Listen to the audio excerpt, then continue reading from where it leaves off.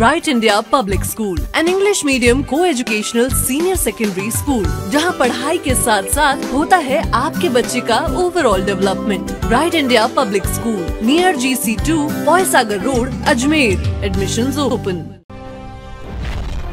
बरसात से शहर की सड़कों का हाल बेहाल हो गया है। अजमेर की कई रिहायशी कॉलोनियों में पानी घुसने से शहरवासी परेशान नजर आ रहे हैं। बाढ़ जैसे और अतिवृष्टि जैसे हालातों में भी टाटा पावर ने क्या तैयारी कर रखी है जिससे शहरवासियों को सुचारू रूप से बिजली मिल सके। ऐसे कई सवालों के साथ मरुद्रा टुडे के साथ में आज टाटा पावर के CEO सुनील शर्मा ने बातचीत कर शहरवासियों के मन में उठ रहे सवालों के जवाब दिए। आइए देखते हैं क्या बोले टाटा पावर के CEO Sunil Sharma.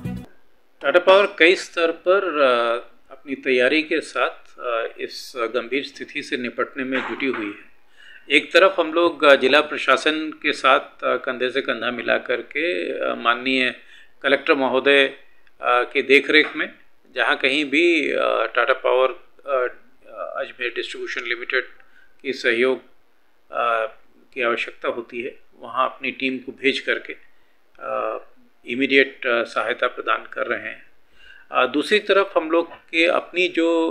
Consumer complaints से निपटने की व्यवस्था है, हमारे कॉल सेंटर के जो 2 नंबर हैं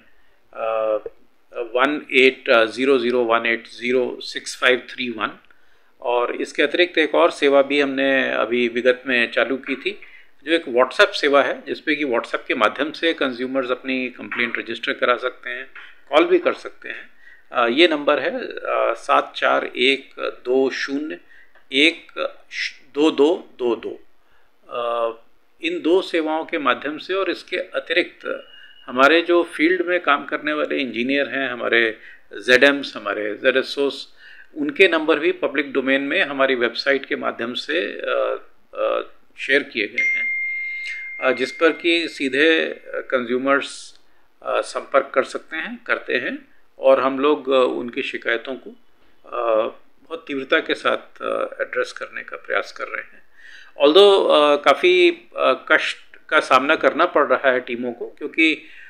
इस घोर बारिश की वजह से सड़क कई जगह पर बहुत ज़्यादा टूट फूट गई है और उसकी वजह से यातायात बाधित हुआ है। हमें भी अपने जो कंप्लेंट की जो साइट्स हैं वहाँ पहुँचने में अप्रत्याशित देरी हो रही है और एक बार जब हम लोग साइट पे पहुंचते हैं तो कई बार देखने में आता है कि जो हमारा एरिया जो है, साइट जो है, चाहे वो हमारा GSS है या पोल हैं, फीडर पिलर्स हैं, सर्विस पिलर्स हैं, ये पानी में सबमर्ज हो चुके हैं। ऐसी स्थिति में हम लोगों को काम करने में काफ़ी दिक्कत पेश आती है, लेकिन उसके बावजूद हमारी टीमें इस संघर्ष को भी पार करते हुए हमारे जो उपभोक्ता हैं उनकी सेवा में निरंतर प्रयासरत हैं और अजमेर शहर में इस समय इतनी घोर बारिश और पानी के जमाव के बावजूद भी बिजली की व्यवस्था जो है वो सुचारू रूप से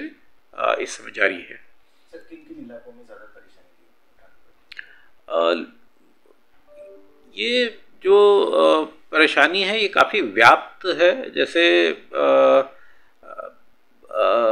हाथीबाटा, CRPF, पंचशील, मेयो,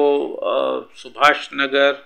ये वो इलाके हैं जहाँ की पानी का जमाव काफ़ी ज़्यादा है और हमारे टेक्नीशियंस को पानी के बीच से होते हुए जाकर के शिकायतों को दूर करने का प्रयास करना पड़ रहा है। इसके अतिरिक्त खरेकड़ी, अजयसर,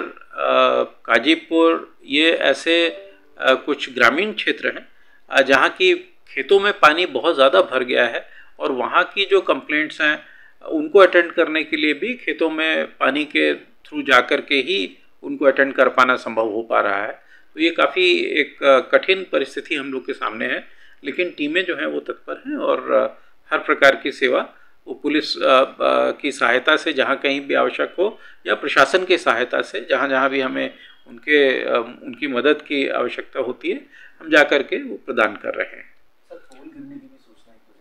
बिल्कुल, ये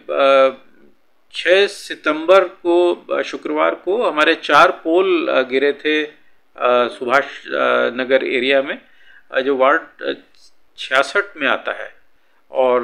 वहाँ पर हमने इन चारों पोल्स को रिप्लेस कर दिया है और सप्लाई जो है वो रिज्यूम कर दी गई थी शनिवार को 7 बजे 7 तारीख को। और इसी प्रकार से गुजर धरती जो कि वार्ड 48 में आता है, यहाँ पर 3 पोल गिरने की शिकायत प्राप्त हुई थी, क्योंकि ज़मीन धंस जाती है ऐसी बारिश में और पोल जो है कोलैप्स कर जाते हैं। तो इस गुजर धरती इलाके में हम लोगों ने एक जो अल्टरनेटिव सोर्स था, वैकल्पिक स्रोत उपलब्ध था हमें वहाँ पर, तो उसके माध्यम से हमने बिजली तुरंत वहाँ पर चालू कर दी और अगले दिन दोपहर 12 बजे तक हमने इन पोल्स को भी वहाँ पर रिप्लेस कर दिया है। तो ऐसी सूचनाएं कुछ हमें प्राप्त हुई हैं कि करंट लीकेज की शिकायतें आई, कहीं पर पोल में करंट महसूस किया जा रहा था। तो हमने अपील की है, मैं आपके माध्यम से भी एक बार फिर से अपील करना चाहूँगा अजमेर वासियों से कि अगर करंट लीकेज की किसी प्रकार की कोई भी शिकायत आपको अगर प्राप्त होती है, आप प्लीज़ हमारे दिए गए दोनों ही नंबर्स पर या हमारे अधिकारियों के जो नंबर वेबसाइट पर दिए गए हैं उनको सीधे तौर पर आप अगर सूचित करेंगे तो हम जल्द से जल्द उस क्षेत्र की जो बिजली है उसको डिस्कनेक्ट करके और उस करंट लीकेज को अटेंड करके और पुनः बिजली की व्यवस्था को चालू करेंगे।